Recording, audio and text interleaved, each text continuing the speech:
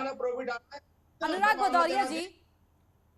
भदौरिया जी, कानून खत्म हो ये मांग आप शुरुआत से उठाते रहे समाजवादी पार्टी, अब कानून रद्द कर दिया गया, उसकी तरफ कदम बढ़ा दिए गए हैं, फिर अब किस बात का इंतजार? क्यों नहीं एसपी की ओर से भी अपील की जा रही है कि किसान भाई अपने घर लौटे और आंदोलन खत्म हो? देखिए, सवाल ये नहीं है, सवाल ये है कि अब तक 700 किसानों की मौतें हो गई। सरकार ने बिना किसी के कारण बस बिल पास किया। तब सब लोग मना कर रहे थे बिल मत पास करो, बिल मत पास करो, किसी की बात नहीं सुनी, सरकार ने बिल पास कर दिया। अब इन्होंने जब बिना किसी कारण के अब जब बिल वापस ले रहे हैं तब भी चर्चा करने को तैयार नहीं है। जब बिल पास किया था तब भी चर्चा नहीं की, बिल वापस ले रहे हैं तब भी चर्चा नहीं करने को तैयार है। अरे चर्चा लेने को तैयार तो हो जाओ, फिर हम कुछ चीज़ ऐड करना चाहते हैं, एमएसपी की गारंटी की बात करना चाहते हैं, किसान 700 किसान जिनकी मौतें हुई हैं उनके परिवार कैसे जिएंगे, उनके परिवार की आर्थिक मदद कैसे होगी, हम इस पर बात करना चाहते हैं। आपके साथ कानून अच्छा बन जाएगा, लेकिन आपको फिर भी आनंद फानंद में आके फिर आपने उसको वापस ले लिया। तो सरकार अपनी मर्जी चलाना चाहती है, सरकार तानाशाही करना चाहती है। तो जिस तरह कहते हैं ना, एक गाना आपने नहीं सुना था, मेरी मर्जी, मैं चाहूं नोटबंदी करूं, मैं चाहूं यहां लॉकडाउन लगाऊं, मैं चाहूं जीएसटी करूं, मेरी मर्जी, मैं चाहूं बिल पास करूं, मैं चाहूं बिल वापस करूं, मेरी मर्जी, मैं चाहूं यहां पे जो आजादी में जो लोग शहीद हुए उनको भिखारी बोलने वाले को पद्मश्री दे दूं, मेरी मर्जी, मैं चाहूं जिसने किसानों को रोन दिया उसके पिताश्री को यहां पे मैं गृह राज्य मंत्री बना दूं, मेरी मर्जी। तो हिंदुस्तान बीजेपी की मर्जी से थोड़ी चलेगा, हिंदुस्तान यानी कि आपका ये कहना है कि चर्चा करवाना नहीं चाहती सरकार। अनिला सिंह जी, चर्चा से क्यों बचती है सरकार? नहीं, चर्चा से बिल्कुल सरकार नहीं बचती है। पार्लियामेंट चर्चा के लिए ही होता है। हर घंटे 1.5 करोड़ रुपया लगता है। आप जैसे, हम जैसे जो टैक्स पेयर्स हैं, जो डायरेक्ट इंडायरेक्ट टैक्सेस पे करते हैं, उनके पैसे से पार्लियामेंट चलती है, परंतु विपक्ष जो है उसको चलने नहीं देता, पार्टिसिपेशन करने नहीं देता। जो मुद्दे होते हैं, जो बिल्स होते हैं, ऑर्डिनेंसेस होती हैं, इसके ऊपर चर्चा होनी चाहिए, वहां पे होने नहीं देते। और फिर यहाँ पर चैनल पे आके गाना गाते हैं, मेरी मर्जी। साहब, मेरी मर्जी क्या? मैं भी जवाब दे देती हूँ। मैं तो अपने रास्ते से जा रहा था, किसानों की भलाई का काम कर रहा था, तुझे मिर्ची लगी तो मैं क्या करूं? क्या गाना गाना खेले?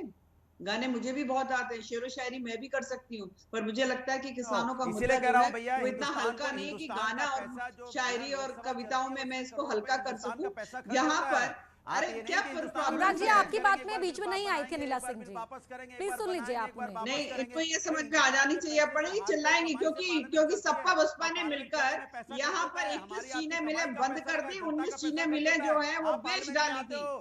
इन लोगों से पूछिए सपा बसपा वालों से कि उत्तर प्रदेश में 21 चीनें मिलें बंद क्यों करी, 19 चीनी मिलें बेची, उत्तर दीजिए, लेना चाहिए ना, उत्तर दीजिए, इसके पार्लियामेंट का खर्चा क्यों नहीं बीजेपी देने को तैयार है? उत्तर दीजिए, चीनी मिल क्यों बेची, चीनी मिल क्यों बंद करी?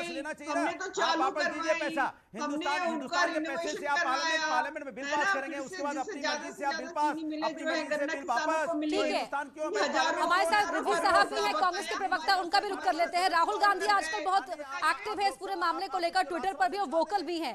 क्यों इस पर, अगर आप कांग्रेस या विपक्ष आरोप लगाता है कि बीजेपी चुनाव को देखते हुए इतना बड़ा फैसला ले रही है, तो इस पर सियासत हो रही है, ये आरोप विपक्ष पर क्यों नहीं, ये आरोप कांग्रेस पर क्यों नहीं?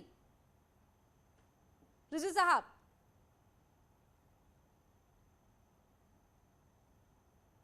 उद्योगपतियों के दबाव में आए थे, इसीलिए तत्कालीन जो आपकी मंत्री थी सिमरन कौर, उन्होंने भी इस्तीफा दे दिया था। जानी मोदी सरकार में जो कृषि मंत्री थी सिमरन कौर, जब इस बिल के बारे में उनसे चर्चा नहीं करी गई, उन्होंने बिल आते ही त्यागपत्र दे दिया, ये कहते हुए कि साहब मैं मंत्री हूं, मुझे इस बिल के बारे में नहीं पता। तो आप सोचिए कि सरकार जब अपने मंत्री को नहीं बता रही है बिल के बारे में, तो उसने लोकसभा के माध्यम से देश की जनता को कितना इस बिल के बारे में बताया होगा। और हमारी मांग थी कि साहब ये जो है बिल वापस हो, लेकिन एक बात समझिए, हमारी मांग है कि ऑपरेशन हो, तो ऑपरेशन होने पर उसका इलाज भी होता है ना, खाली ऑपरेशन करने के बाद आप पेशेंट को जमीन पर नहीं फेंक देते हैं। आपने बिल वापस ले लिया, तो अब आप चर्चा करिए कि जो 750 से ऊपर किसान शहीद हो गए हैं, उनके परिवार के लिए आप क्या करेंगे? क्या उनके परिवार के लोगों को आप केंद्र सरकार सरकारी नौकरी देगी?